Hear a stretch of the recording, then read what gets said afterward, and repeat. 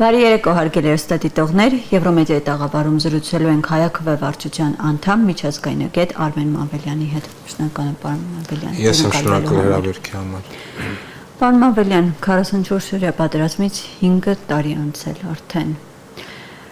Կորուստներ, տարածքային, թեմարտկային, ցավալի իրողություններ, փախստականներ միջորս, գերիներ ունենք, զոհերի անունը հրապարակված չի։ Այս իրողություններից, այս իրավիճակից մենք նախ առաջինը հանրությունը ինչ դասեր քաղեց ու այսքան տարի անց, 5 տարի անց ինչ ունենք անելու։ Նայեք, իրականության մեջ շատ կարևոր եւ միաժամանակ շատ բարդ հարց եք տալի, որովհետեւ կարճ պատասխանել դժվար է։ Առաջինը, որ կարող ենք ասել, եթե դասերի մասին ենք խոսում, առաջին հերթին ինքը գործող քաղաքական ռեժիմը պետք է ինչ-որ, չգիտեմ, հանձնաժողով ստեղծել մասնագետներ եւ այլն եւ հասկանալ այն սխալները, որոնք թույլ տրվեցին։ Ո՞ւմ են հանձնաժողով։ Դե 44-օրյա պատերազմը։ Իրանք դա ավելի շատ իրենց արած կեղտը մաքրելուն ուղղված գործ է, բայց օրինակի համար ինչու այդ պատերազմը սկսվեց։ Ինչ առիթ եղավ, որոնք էին պատճառները, որովհետեւ դրանք տարբեր բաներ են։ Արդյոք գործող քաղաքական ռեժիմին թե դա առիթը ստեղծեց, ու եթե պատճառների համար ընդհանուր առմամբ հասկանալի է, բայց որներ առիթ է, էլի, այսինքն այդ պատերազմը ինչ սխալներ արվեց, որոնք թույլ տրվեցին այդ պատերազմը սկսելու։ Այսինքն նախ խնդիրը ունի արտաքին քաղաքական կողմ, երկրորդը ներքին քաղաքական խնդիրներ ունի։ Ներքին քաղաքականը սա Հայաստանում ինչը հրահրեց, այսինքն ինչի որտեղ տեսան Հայաստանի կողմի թուլությունը, որը հրահրեց Ադրբեջանին սկսել այդ պատերազմը, որտեղ ինչու ինքը նախկինում դա չէր անում, ասենք թե 2018-ին, 17-ին կամ ինչու 16 թվականի պատերազմը իրանք ընդամենը 3-4 օր հետո դադարեցին, իսկ հիմա չարեցին դա։ Եվ այլն, այսինքն առաջին հերթին դա քաղաքական խնդիրներն են, որոնք էին արտաքին քաղաքական այն իրավիճակը, որը իրենց հնարավորություն տվեց, երկրորդն էր, որն էր Հայաստանի ներքին թուլությունը, որը իրենց եւս հնարավորություն տվեց, եւ դրանից հետո այդ քաղաքական եւ դիվանագիտական թեմատիկայի բարձրացման հետ միասին նաեւ հասկանալ թե ռազմական կոմպոնենտը պրոբլեմատիկա է։ Այսինքն ինչ ռազմական սխալներ արվեց, որը հնարավորություն տվեց ավարտել այնպես ինչպես տեղի ունեցավ։ Պարոն Մանվելյան, բայց ցանկացած ռազմական գործողություն, հա, առաջին հերթին բանակցությունների ու դիվանագիտության տապալման հետևանք է, չէ՞, քանի որ կողմերը գնում են պատերազմի, երբ որ արդեն բանակցությունները փակուղում են, այլևս տեղ չկա բանակցելու, դիմում են ավելի կտրուկ քայլելի ռազմական գործողություններ, այսինքն հիմքը բանակցություններն էին։ Դիվանագիտական կողմը։ Հին հայտնի արտահայտություն կա, էլի, որ դա պատերազմը դա քաղաքականության շարունակություն է։ Եթե քո քաղաքականությունը ձախողում, ինքը կամաց հանգեցնում է պատերազմի։ Այսինքն չնկատելու այդ պատերազմը անհնար էր։ Ես ինքս այն ժամանակ շատ ակտիվ, ասենց ասեմ, քաղաքականության մեջ չկա, բայց որպես մասնագետ, ով զբաղվում է միջազգային հարաբերությունների, հատկապես միջազգային անվտանգության թեմատիկայով, այդ պատերազմը տեսնում էի։ Ես դրա մասին գրել եմ ցավոք սրտի Facebook-յան գրառումներ ունեի։ Ես ցավոք սրտի այդ թեմայով նույնիսկ հարցազրույց եմ տվել դրանից մի քանի ամիս առաջ, որ ասում եմ նշելով, որ մի շարք կոմպոնենտներ հուշում եմ, որ պատերազմի հնարավորություն եւ ռիսկերը ահռելի են, բարձր են եւ այլն եւ այլն։ Պայմանավորված մի քանի խնդիրներով, օրինակ մի երկուսը ձեզ դուք շեշտեք, օրինակ նավթի գների աննախադեպ անկումով։ Հիշենք, որ դրանից մի քանի ամիս առաջ նավթի գները դարձել էին զրոյական, այդպես նույնիսկ մինուսավոր, այդպես պատմության մեջ ընդամենը մեկ անգամ էր եղել երկրորդ համաշխարհային պատերազմից հետո, որ նավթի գինը զրոյական էին եւ նույնիսկ մինուս։ Եվ մեկ էլ 2020 թվականի գարնանն էր։ Եվ ես այն ժամանակ ասում եմ, նավթի այս գների պայմանները մի երկիր, որ խորհրդային կախվածություն ունի նավթային եկամուտը, ինքը սոցիալական խնդիրներ, որոնք կարող են պայթունի վերածել, ինքը ուղղում է որպես արտաքին թշնամու նկատմամբ, փորձելով գտնել արտաքին թշնամի, իսկ եթե կա առավելևս դեպի այդ ուղղությամբ, հետաբար պատերազմի ռիսկերը կան։ Պլյուս այդ շրջանում նաև սկսեցին ռազմական ակտիվ զորավարժանքներ հենց Հայաստանի սահմանին ադրբեջանա-թուրքական, եթե հիշում եք, նախ Նախիջևանում սկսեց, հետո Հայաստանի սահմանին, այսինքն տվյալ դեպքում Արցախի սահմանին եւ այլն եւ այլն։ Այսինքն բոլոր նշանները կային եւ երրորդ կոմպոնենտը կար, ինչպես դուք նշեցիք, դա դիվանագիտական հստակ երևացող ձախողումներն էին։ Այսպես կոչված զրոյական քաղաքականություն չէ, ես իմ զրոյական կետից եմ սկսում եւ այլն, ինչ ամբողջովին հանգեցրել էր ձախողման։ Երրորդ, չորրորդ կոմպոնենտը արտաքին քաղաքականության մեջ դա Մինսկի խմբի շրջանցման փորձերն էին, որ այն ժամանակվա Հայաստանի ղեկավարությունն էր անում, փորձելով շրջանցել Մինսկի խումբը եւ իբր թե ուղիղ կապ հաստատելով Բաքվի հետ։ Պարոն Մավելյան, բայց օրինակ իշխանությունները գործողացնում են, որ իրենք ժառանգել են առանց այն էլ վատ բանակցային, այսպես ասած, գործընթաց են իրենց փոխանցել նախկին իշխանությունները։ Այսինքն սա ավելի շատ նախկին իշխանությունների բանակցությունների հետևանքներ, որ եկել ենք հասել ենք այս փուլին, պատերազմին, կորուստին Արցախին։ Նայեք, իմ խորն համոզում իրենք ստում են, որտեղ խոսքը 2020 թվականի մասին է գնում, այլ ոչ թե 2018-ին, երբ որ իրենք եկան իշխանության։ Երկրորդ այդ թեմայով մի քանի անգամ եւ նախկին արտգործնախարարներ ասել են պատրաստ են հանդիպել, չէ՞, վերջերս նույնիսկ Օսկանյանը ասաց, որ պատրաստ է թեմայով բանավեճել նաեւ գործող ռեժիմի պարագլխի հետ, որին իրենք ոչ մի կերպ չեն գնում։ Ես հիշում եմ դեռ այն ժամանակ, որ խոսում էր զրոյական կետից սկսելու եւ մասին, նախկին արտգործնախարար Էդուարդ Նալբանդյանը ասում որ ինքը եւս պատրաստ է հանդիպել եւ ասել թե ինչի շուրջ են բանակցել եւ ինչ փաստաթղթեր կան եւ ինչ կա սեղանին դրված։ Այն ժամանակվա գտնվող բոլոր նույնիսկ ամենավատագույն ծրագրերը շատ ավելի լավն էին, որոնք այն սեղանի վրա, օրինակ ամենահայտնի Լավրովի ծրագիրը, այսպես կոչվածը շարժագործող, շատ ավելի լավն են, քան այն վիճակը, որ մենք հիմա ունենք։ Հետևաբար, երբ որ իրանք անընդհատ փորձում են ասել, որ իրանք պատասխանատու են, բայց ոչ մի բանի համար մեղավոր չեն, սա այդ պատմությունից էլ է, այսինքն իրանք անմեղ են, բայց երկիրը Արցախը հանձնած է, 150,000 մարդ անտերը դուրս փողոցներն անգած, մեր եկեղեցիները, մեր ազգային մշակույթը եւ այլ ամեն ինչ հանձնած է Թուրքին, որ հիմա այնտեղ ինչ ուզում անում է, 5,000 մոտապես կորուստներ ունենք, որոնք ցուցակը մինչև հիմա չունենք։ Իրանք պաշտոնապես ասում են 3802, դա ասած որ ջան դրա մեջ առանձնապես տարբերություն չկա, բայց ուր այդ զոհվածների ցուցակները։ Գերիներ ունենք մինչև հիմա Բաքվի բանտերում եւ գնալով անդադ նոր զիջումների են գնում, չէ՞։ Ստորագրեցինք պատերազմից անմիջապես հետո խայտարակ այդ փաստաթուղթը նոյեմբերի 9-ի, որը կապիտուլյացիոն է կոչվում ինչի համար, որտեղ նույնիսկ ռազմի դաշտում այդ պահին եղած է, որ պատերազմը դադարեց, վիճակը այնքան վատ չէր, այսինքն մենք կռվով 44 օրյա կռվով շատ ավելի քիչ տարածք ենք զինչել, քան այդ փաստաթղթի ստորագրումից անմիջապես հետո։ Եվ իրավիճակը մեր իրականում այլ ավելի վատացավ փաստաթղթի ստորագրումից հետո, դա համար այն կապիտուլյացիոն։ Դա համար ենք մենք այն կապիտուլյացիոն կոչում։ Այլ բաներ, եթե օրինակ համար կրկնվեր, եթե փաստաթղթով որոշեր որ բանակը որտեղ որ կա, այնտեղ կանգնում է։ Ինչ դիրքերը որ այս պահին կա, կանգնում են, ոչ մի զիջում փոխադարձ չի լինում։ Բայց դրա փոխարենը անդադ սկսվել է դրանց հետո զիջումներ, որը մինչ օրս չի դադարեցում։ Վերջինը հիշենք Վաշինգտոնում կնքված այսպես կոչված Թրամփի ուղու կամ ինչպես իրենք են ասում Զանգեզուրի Միջանցքի զիջումներ, որը դեռելի շարունակվելու է։ Շատ փորձագետներ համեմատականներ են անցկացնում Վաշինգտոնյան փաստաթղթի ու նոյեմբերի 9-ի այդ փաստաթղթի միջև, ասում եմ, որ օրինակ նոյեմբերի 9-ը շատ ավելի շահավետ էր մեզ համար, քան այս Վաշինգտոնին։ Իհարկե, որպես այդպիսի մանրամասներ չեն ներկայացվում, թե կոնկրետ ինչ կետեր են այդ համեմատականը կատարելիս հաշվի առնում, բայց այդպիսի տեսակետ շատ է հնչում։ Նայեք, երբ որ սկսենք համատել նոյեմբերի 9-ը եւ Վաշինգտոնյան Թրամփի ուղու փաստաթուղթը, ես լրիվ համաձայն եմ, որ նոյեմբերի 9-ը նույնիսկ իր կապիտուլյացիոն բնույթով շատ ավելի ձեռնատու, որովհետև առաջին Արցախի մի մասը նկատմամբ վերահսկողությունը կար 1, երկրորդը կար դեպի Արցախ տանող ու նկատմամբ վերահսկողություն ճիշտ արդեն խաղապահների կողմից ոչ թե մեր կողմից, բայց միևնույնն է կար։ Եվ ժամանակին, որ այս մարդիկ Արցախ ամբողջովին զիջում էին, նվիրում էին Ադրբեջանին, իրանք նաև բացատրում են այսպես, որ զիջելով Արցախը Ադրբեջանի եւ հրաժարվելով Լաչինի միջանցքից, մենք նաև այլևս ազատվում ենք ինչ որ միջանցք կամ ինչ որ ճանապարհ Ադրբեջանին հանձնելուց։ Հիշենք էլի դրա մասին։ Բայց մենք փաստորեն Արցախը նվիրաբերել են սրանք թուրքերին, Լաչինի միջանցքը այլևս գոյություն չունի, բայց իրանք գնում են եւ ստորագրում են այդ խայտարակ փաստաթուղթը։ Նվիրաբերել են թե ռազմական գործողություններով։ Ես համոզված եմ, որ նվիրաբերել են, որտեվ եկեք հիշենք դրանից հետո կնքված փաստաթղթերը։ Նոյեմբերի 9-ի փաստաթուղթը կնքվեց Ռուսաստանի նախագահի հովանավորությամբ, ճիշտ է։ Դրանից 2 տարի անց 22 թվականին կնքվեց Պրագայյան հայտնի խայտարակ փաստաթուղթը, որով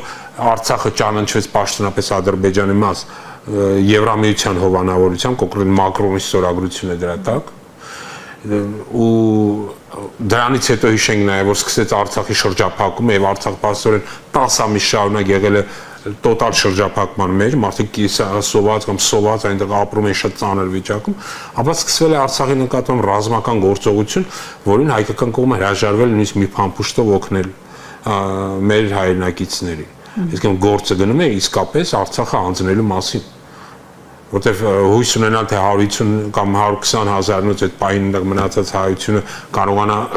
10 միլիոնոց Ադրբեջանի դեմ մարտնչել, իհարկե դա Այսօր նաև շատ մեղադրանքներ են օրինակ հնչում արցախցիների հասցեին, ասում են մնայք կռվեք, հենց իշխանություններն են այս մեղադրանքները հնչեցնում։ Դե հա, խոսքը հենց այն իշխանությունների մասին է, որը հանդուրժեց Խարվաճարի եւ Աղդամի հանձնումը, ոսեմ Խարվաճարի եւ Աղդամը չեն հանձնում Ադրբեջանին կռվի դաշտում, իրենք են դա նվիրաբերել։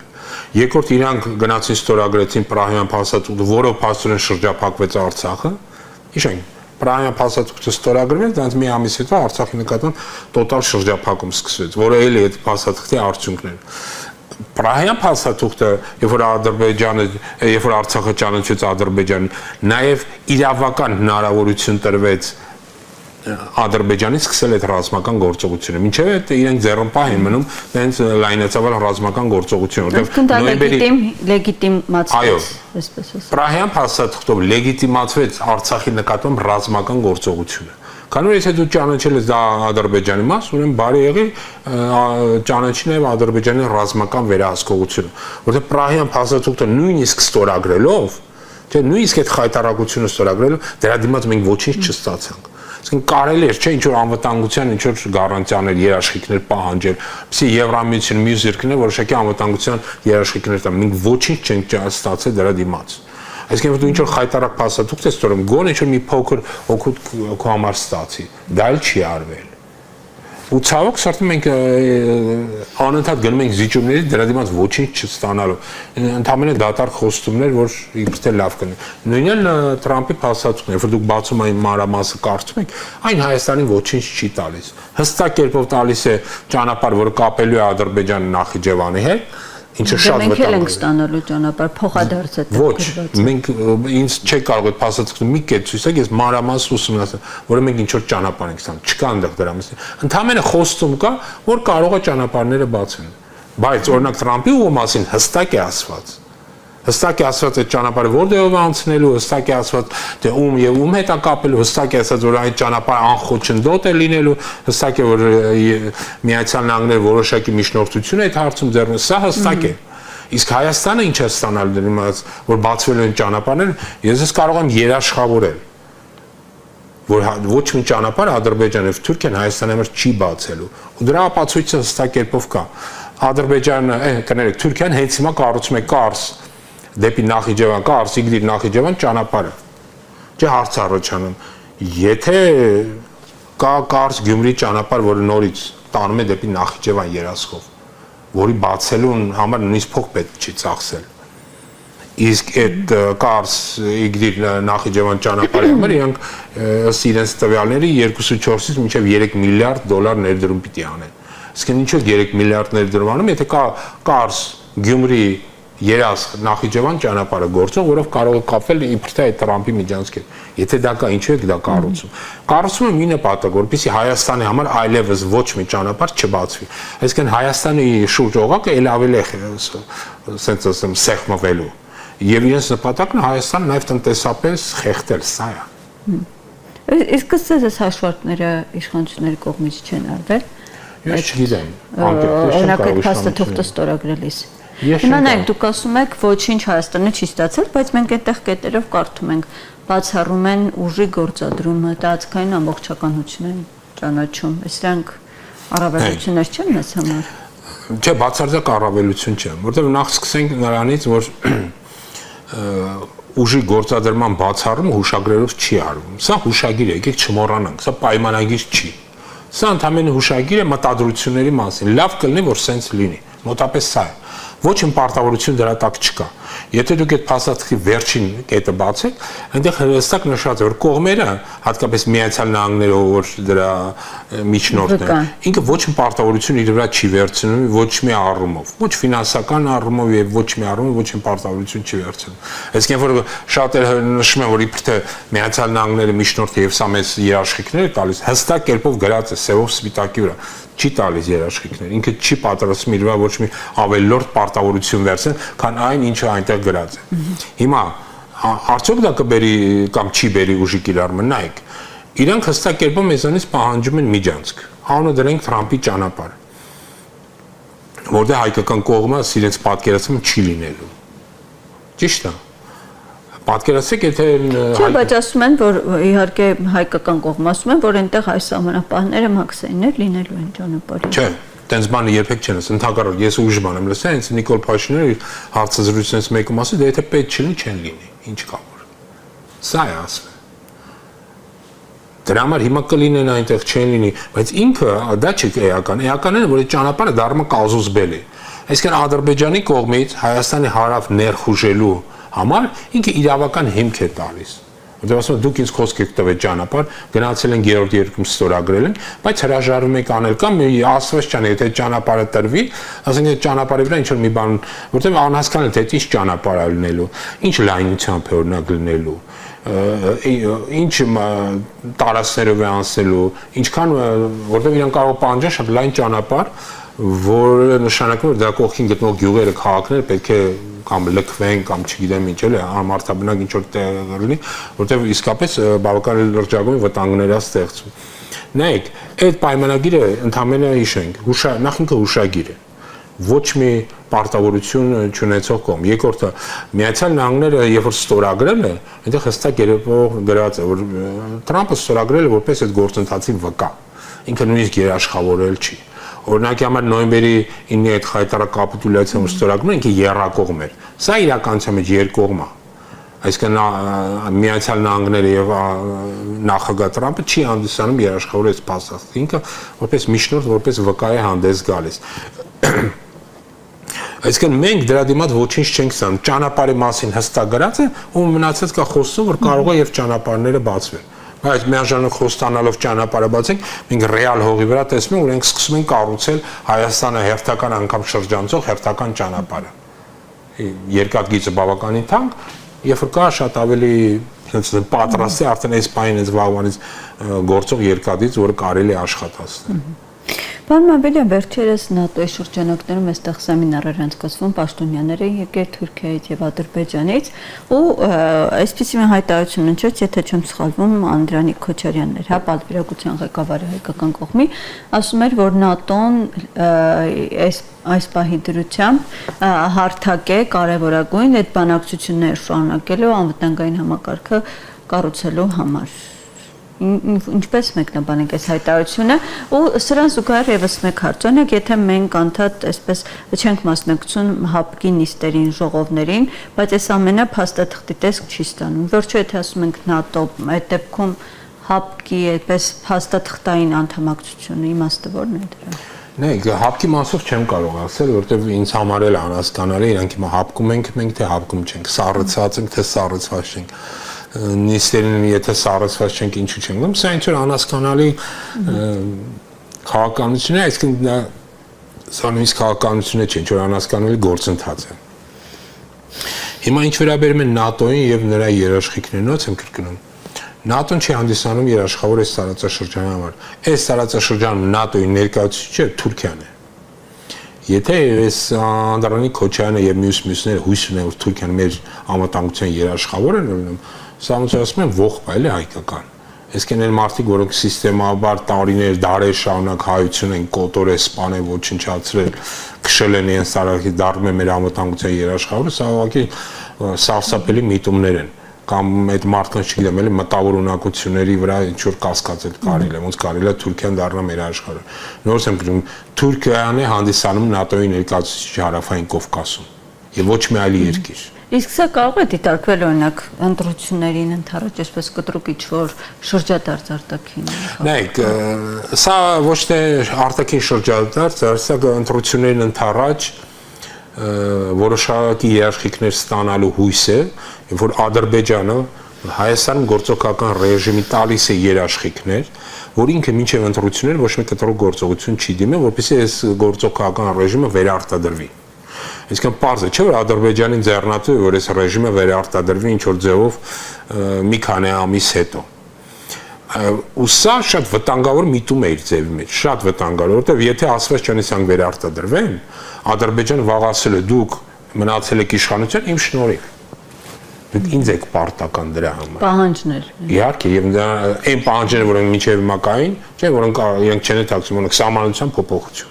Իրականության մեջ մենք հասկանում ենք, ոչ մի սահմանության փոփոխության մասին խոսքը չի գնում։ Խոսքը գնում է անկախության հռչակագրից հրաժարվելու մասին, մեկ։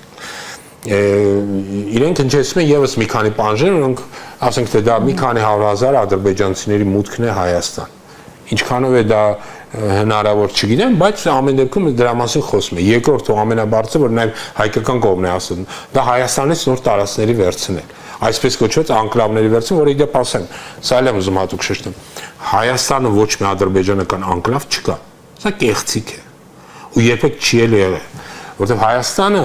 ցանկացած տարածք եթե տրամադրվեր Ադրբեջանին, դա տրամադրվում էր սովետական Հայաստանի մասին է խոսքը, սովետական Հայաստանի գերագույն խորհրդի որոշումը։ Տենց գերագույն խորհրդի որոշում, որով ինչ որ անկլավներ, ինչ որ տարածքներ տրամադրում են Ադրբեջանին, երբեք չի եղել։ Եղել ընդամենը տեղական, ասենք համաձայնություն, որ ինչ որ տարածքներում սրանք կարող են անասնապահական կամ չգիտեմ, այլ գյուղատնտեսական գործունեություն ծավալել եւ այլն, որը եղել է տեղական մակարդակով, որտեղ այնժանակ պետական սահման չկար, կային վարչական սահմաններ։ Նմանատիպ որոշումներ են եղել, բայց նորից եմ կրկնում, սովետական Հայաստանի գերագույն խորհուրդը երբեք չի ընդունել որոշում ինչ որ տարածք Ադրբեջանի տալու։ Հետևաբար, երբ որ այսօրվա Հայաստանի այսպես կոչված ղեկավարությունը ասում է, որ ինչ որ տարածքներ կա, որոնք մենք հսկում ենք Ադրբեջան, դա սուտ է։ Որովհետև դուք փաստաթղթավորված իրենք չեն կարող մեզ սեղանին դնել մի փաստաթուղթ, որը նշածել է, որ Տավուշից ինչ որ տարածք տրվել է Ադրբեջանին, չկա այդպես փաստաթուղթ։ Հետո սա ընդհանրապես Ադրբեջանի ցանկությունն է եւ այսօր գործողական ռեժիմի նպատակն է այդ ցանկությունները կատարել, որպեսզի իրենք մնան եւս մի քանի տարի կամ չգիտեմ ինչքան ժամանակ իշխանության շարունակել կատարելով Ադրբեջանի բոլոր պահանջները։ Սա է ընդհանրապես իշխանության ամեն գնով մնալու, ամեն գնով վերարտադրվելու եւ այդ վերարտադրվելու դիմաց պատրաստ են Ադրբեջանի հերթական պահանջները կատարել։ Պարոն Ավելյան, խոսեցիք անկախության հռչակագրից համանadrությունից, բայց այստեղ Նիկոլ Փաշինյանը բավականին, այսպես ասած, բաց է, հա, գործունքը չել թաքցնում, օրինակ հիշում ենք օրվա արդիվ սահմանադրության ինչ ուղերձեր հղել, այս քննախապես ասում է, թե ինչ զարգացումներ է ստացվում, օրինակ հիշում ենք անկախության հռչակագրի մասով ասաց, որ սովետական երկրների պարտադրանք, որպես այդպես էր ներկայացնում անկախության հռչակագրի սահմանադրությունը։ Սկսենք անկախության հռչակագրից եւ նրա թեզերից կեղծ որոնք կան, որ իբր թե դրանք խնդրահարույց են եւ այլն եւ այլն։ Ցանկացած անկախության հռչակագիր ինքը խնդրահարույց է, ցանկացած պետության։ Վերցրեք, կարդացեք օրինակ Միացյալ Նահանգների անկախության հռչակագիր, ինքը ամբողջովին հակաբրիտանական փաստաթուղթ է։ Բայց ոչ ոք չի պահանջում, չէ՞, Բրիտանիան չի պահանջում Միացյալ Նահանգները փոխի իր անկախության հռչակագիրը։ Վերցրեք Լիտվայի կամ Բալթյան պետությունների անկախության հռչակագրերը կարդացեք, դրանք լրիվ հակառուսական են։ Բայց Ռուսաստանը չի պահանջում, չէ՞, իրանք փոխեն իրենց անկախության հռչակագիրը։ Անկախության հռչակագիրը հանելը, սա քո, ասենք ասեմ, ծաննդյան փաստաթղթի ոչնչացումն է, այսինքն քո ինքնության ոչնչացումն է։ Ադրբեջան հստակ կերպով այդ խնդիրն է դրում այսօրվա ռեժիմի առաջ, որ ձեր հիշում եք, չէ՞, իրենք ժամանակին գորգռում էին իբր թե իրենց ինչ որ կադաստրի փաստաթուղթ է պետք։ Անկախության հռչակագիրը կոպիտ ասած մեր կադաստրի փաստաթուղթ է։ Հիմա գրում են կադաստրի փաստաթուղթը ոչնչացման ճանապարհով Ադրբեջանի պահանջով։ Սա է ընդհանրապես։ Իսկ այնտեղ ինչ կոնֆլիկտ կա, ինչ չկա, դա արդեն պատմական, մեր պատմական անցյալը, որից դու չես կարող հրաժարվել։ Ինչքան է իրանք խոսան իրական Հայաստանի, չիրական Հայաստանի եւ նման կեղծ թեզերով, 4 հանրապետության երրորդ ցանկը լրիվ կեղծ թեզեր են։ Այս կեղծ թեզերի մասին միևնույն է դու քո պատմական անցյալից ով ուզում ալնի քո ղեկավարը, չես կարող հրաժարվել։ Չի լինում տենց։ Եվ հետեւաբար գնալ անկախության հռչակագրի փոփոխման ճանապարհով կամ չեզոքացման ինչպես իրենք են ուզում, սա ընդհանրապես նշանակում է քո պետական համակարգի ոչնչացում։ Այսինքն մարդիկ ուզում են, որպեսզի Հայաստանը դառնա թուրք-ադրբեջանական արանքում ընկած ինչ որ կիսաթուրք, կիսաադրբեջանական վիլայետ։ Սա է նպատակը եւ Թուրքիա եւ Ադրբեջան եւ գործող քաղաքական ռեժիմի, որ ընդհանրապես լուծում է հաջորդ ընտրություններին մի կերպ կենթանի մնալու հարցը։ Պարոն Մաբելյան, դուք հետևել եք հավանաբար, թե ինչ հայտարարություններ են հնչել վերջին համաժողովին իշխող ուժի։ Չէ, անկեղծ ասած չեմ հետևել։ Օրինակ, ասեմ, Նիկոլ Փաշինյանը բացի 4 հանրապետությունից ասում էր, որ տեսեք արդեն 1 տարի 7 ամիս սահմանին կրակոց չի հնչել, զինվոր չի զոհվել, ու նաև ասում են, որ ընդդիմադիրները, նախկին նախագահները, ընդդիմադիր շրջանակները սրանից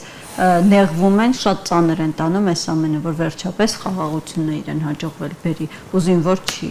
զոհվում սահմանին։ Ու սա ասում է մի մարդ, որը իր 7 տարվա իշխանության ընթացքում ամենաշատ զոհ ենք ունեցել մենք տարբեր ճակատներում, չէ՞։ Արցախում ենք ունեցել 3000 զոհ, հիշենք 22 թվականի ջերմուկի ներխուժումը մոտավորապես 250 զոհ, հիշենք 2023-ի Արցախի հայաթափումը 400-ից ավելի զոհ։ Այսինքն ասում եք, այս մարդկանց ինչ ասում, լեկտիությունը ուղղակի սահմաններ չի ճանաչում։ Երկրորդ ինքը սուտ է խոսում, երբ ասում է Հայաստանի սահմանին մենք ոչ մի զոհ չենք ունեցել վերջին 1.5 տարիներին։ Հայաստանի Հանրապետության սահմանին շատ տարիներ եղել է, որ մենք կրակոցից ադրբեջանական զոհեր չենք ունեցել։ Դա եղել է 2000 թվականների երկրորդ կեսին եւ շատ անգամներ։ Այսինքն որ մենք Արցախը հանում ենք, այլ միայն նայում ենք Հայաստանի Հանրապետության սահմաններին, իսկապես Հայաստանի Հանրապետության սահմաններին շատ անգամ եղել է տարիներ, որ մենք զոհեր չենք ունեցել։ Բայց դրա հետ միասին մենք զոհեր ունենք բանակում, եկեք ինքը թող դրա մասին խոսա։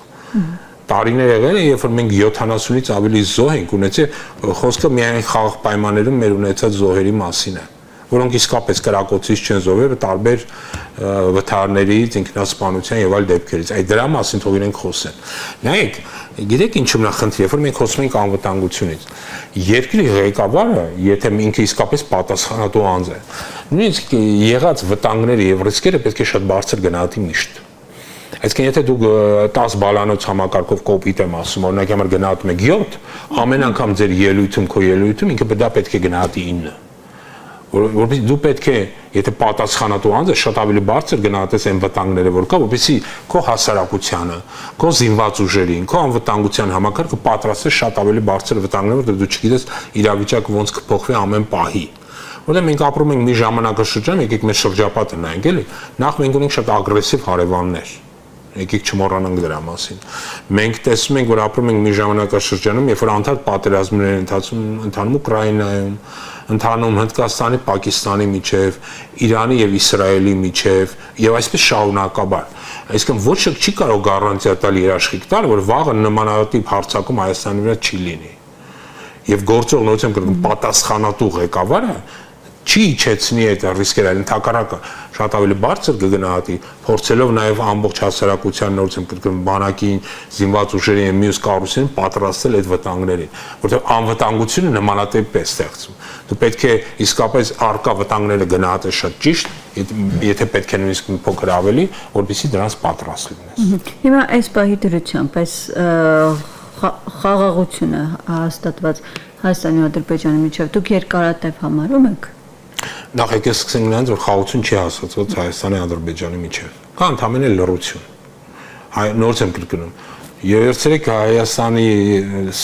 սահմանի շուրջ ստեղծած իրավիճակը 2000 թվականից մինչև 2018 թվական նույն լռությունն է եղել։ Երբեմն կրակոցներ եղել են, բայց հիմնականում լռություն է եղել։ Լռությունը խախտվել է 2018 թվականից հետո։ Հիշենք 2020 թվականի հուլիսին, չէ՞, արդեն Տավուշում բախումներ եղան։ Դա հենց իր ղեկավարության տարիներին էին։ Այսինքն Հայաստանի սահմաններին շուրջ զոհեր ամեն ինչ սկսել հենց իր ղեկավարության տարիներին։ Ինքը փորձում է անդադար մոռացության մատնել։ Հայաստանի շուրջ չկա խաղաղություն։ Կա ժամանակավոր պայմանավորվածություն,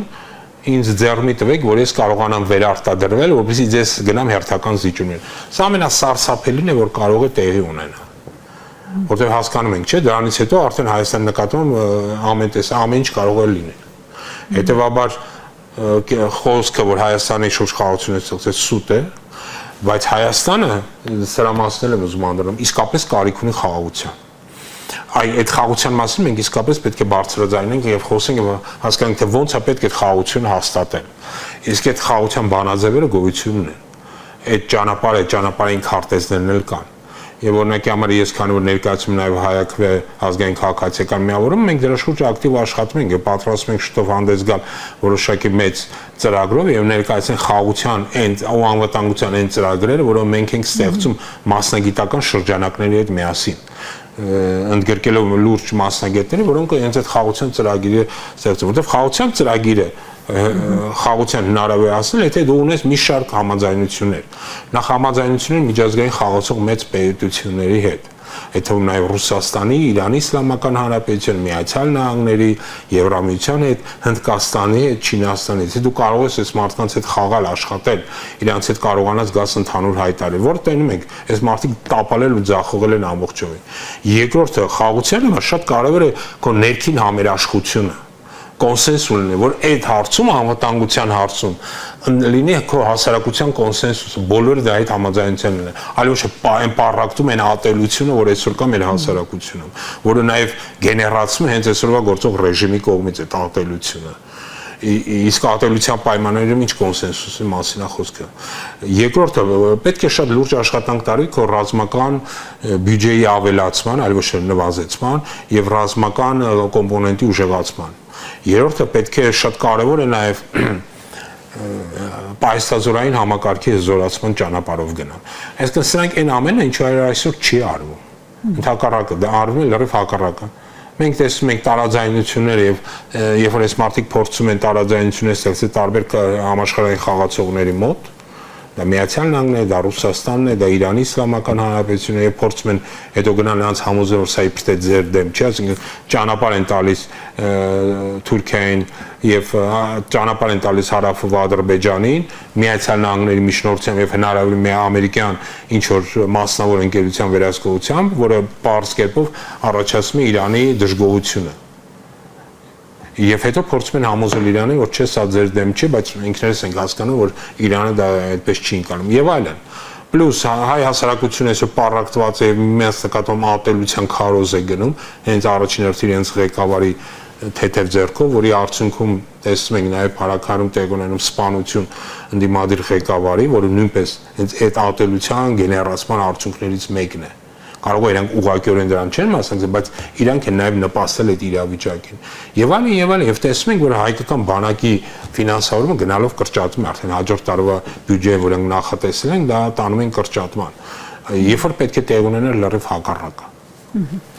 Շնորհակալ եմ, պարոն Մավելյան։ Ես եմ շնորհակալ Հրավերքյանին։ Հարգելի ստատիտողներ, զրուցում ենք հայակվե վարչության անդամ Արմեն Մավելյանի հետ, շնորհակալ եմ զրույցին հետևելու համար։